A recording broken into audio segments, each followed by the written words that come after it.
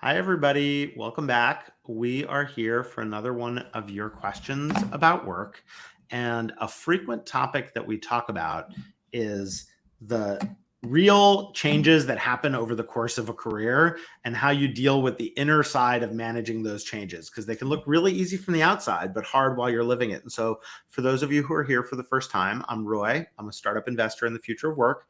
And I'm here with Emily Rose, who is at Meta, where she works on partnerships with the VC industry, so folks like me.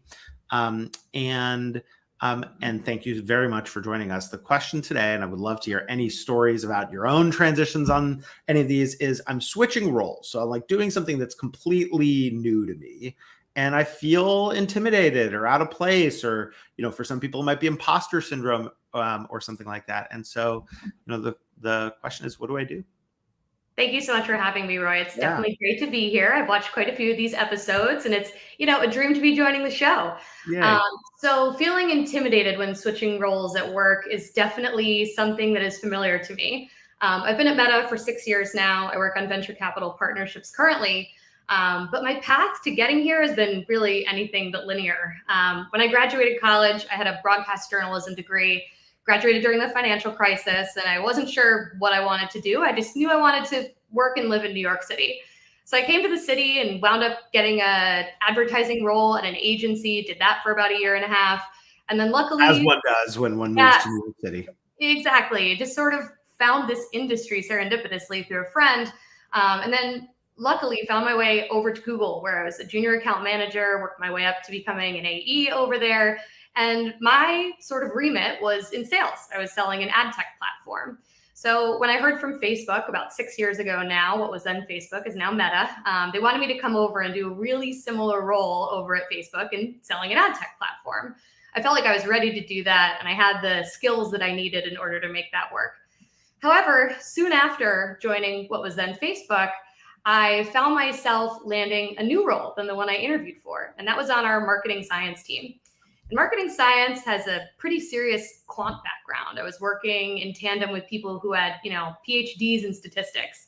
And while I had landed the role because of my skills in marketing and analytics, I definitely felt intimidated every day working with these types of folks who had such an impressive pedigree. And I felt like an literally top of their game. Yes, exactly. So, I leaned on the skills that I had that were transferable to really sort of differentiate myself in that role. Had to have a lot of self-confidence in order to just pick up projects that were a little bit different than what everyone else in the marketing science organization was doing. And that ended up working out really well in terms of sort of differentiating me based on the skills that I had developed in my career that didn't at first blush look like they were an exact fit for this role, but allowed me to sort of succeed and develop relationships along the way that helped me in my really day-to-day sorting out of those feelings of feeling intimidated. I know that you're meaning, let me just make sure I'm tracking, is instead of thinking, okay, these people are all extraordinary at this role because they bring some set of skills that more obviously fits the role. They have a PhD in this domain or something like that. You thought, what's the different thing that I bring that I can build around as my contribution? Exactly. And it actually wound up being the skills that I learned in school around broadcast journalism, which seems like oranges and compared to what you do in the marketing science realm. I saw that there was a ton of incredible work being done on the marketing science team, but there weren't a ton of case studies. People really weren't talking about the work that they were achieving on a day-to-day basis. So I decided to actually buy a tripod, bring a camera to work, and start filming these one-on-one conversations with other marketing science professionals to hear about the work they were doing, and then sort of publishing them internally. It was a great way to sort of lean on the skills that I brought to the table while concurrently helping evangelize the great work that some of my friends and colleagues were doing who weren't telling the stories themselves. Yeah, I love that. And so, and then just like if you fast forward of how that initially worked, because I feel like I've had moments where I step into a job and I'm like, well, I'm here because I'm the person who knows how the mothership thinks about things. Like when I got parachuted in to run a subsidiary of the company I was working for, I was there because I understood the parent company. And it's like, okay, that works for a while, but then at some point it's a one-trick pony, and you're like, nobody really wants to hear about you being like, that's valuable, but it's not that valuable. And so I'm curious how it unfolded from there. Yeah, I think part of it was knowing what I did offer and having confidence in those skills, and the fact that no one wants you to fail. You got this job for a reason, and people are rooting for you to succeed here. But in addition to that, sort of knowing what you need to learn and learning a little bit more about those things was done through real vulnerability and asking other people who had been in the role, who were seen as domain experts, for a little bit of advice. I was able to go to people who, as I said, I admired or was really intimidated by, honestly, and said, "Hey, I've heard that you're the foremost expert in SQL. Can you tell me a little bit about what courses you took to learn Oh, to I get love to that. where you are today?" And I was honestly quite surprised by how welcoming and open people were.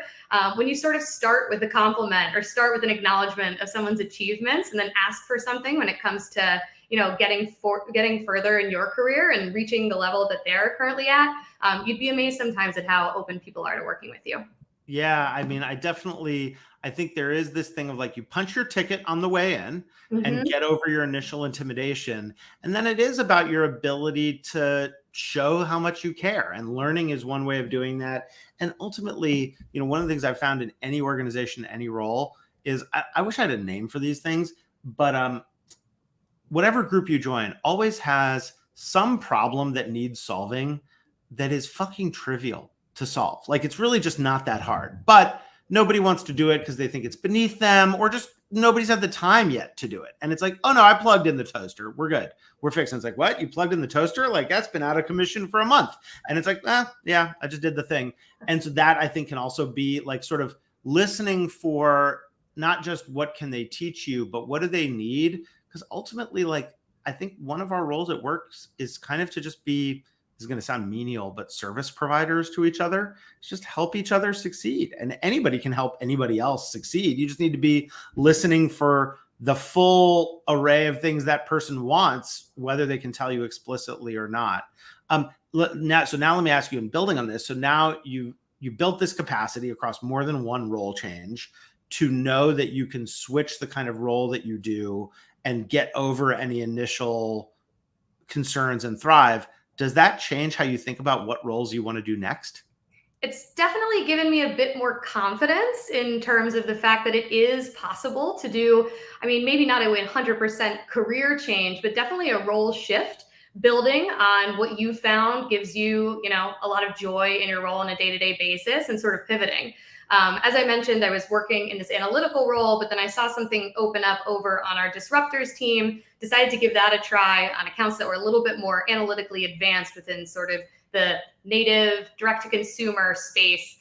Spent 3 years doing that, and then saw a brand new team at Meta that was just being built, known as the Venture Capital Partnerships team. And while I didn't have experience directly in VC, I had a ton of experience in that point in Yeah.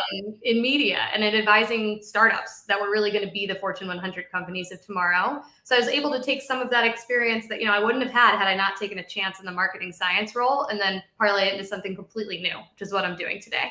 Yeah, I love that. And I think that it also um, underlines another phenomenon that I think is really true, which is organizations that are growing always need people to do things that they're not obviously qualified to do. And so organizations that are growing, one reason why I think they can be magnificent as career opportunities for people, whether they're businesses or nonprofits or whatever, it's like, yeah, I mean, fine, Meta needed a venture capital partnerships team, but it's not exactly like there's a whole lot of people sitting around in the world being like, I know how to do venture capital partnerships.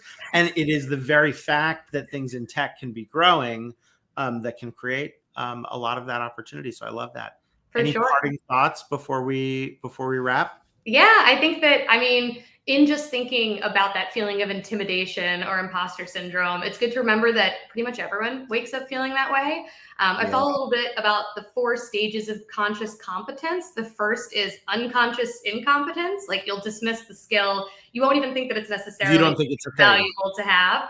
Then you move into that conscious incompetence, which is, whoa, I'm starting to realize all of the things that I don't know. And I think that's where a lot of folks who have that imposter syndrome or feeling of intimidation really sit. And that can be a really scary feeling. but sort of trusting in the process and knowing that when you roll up your sleeves and actually do the work, which is absolutely required, no one's going to do that for you, you'll soon phase into those conscious competence where you're quite good at your role. And then even that unconscious competence where you can multitask, you can get things Oh, I done love quickly. that.